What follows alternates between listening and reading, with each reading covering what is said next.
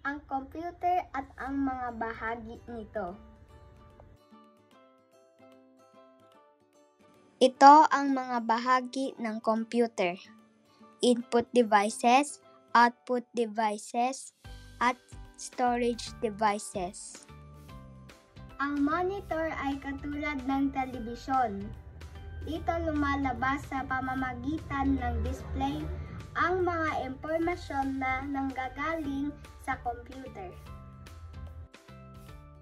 Ang keyboard naman ay ginagamit para mag-type ng mga titik, numero, at mga simbolo. Ang CPU o Central Processing Unit ay tinaguriang utak ng isang computer, ang nagsasagawa ng mga utos ng mga program.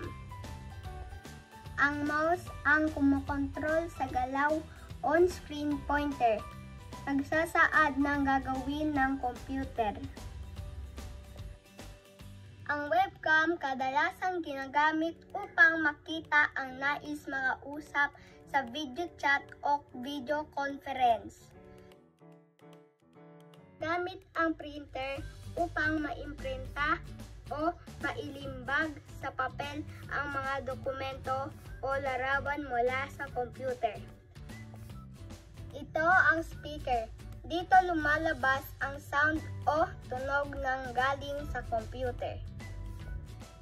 Ang CD o DVD drive. Maaaring gamitin upang magpatakbo ng mga programa, i-play ang mga media file o i-burn at i-save ang mga data. Sana po madami po kayo natutunan sa video presentation ko po. Ako po ay si Aljon Alberto Encrisat ng Grade 4 Generosity. Yun lang po. Thank you!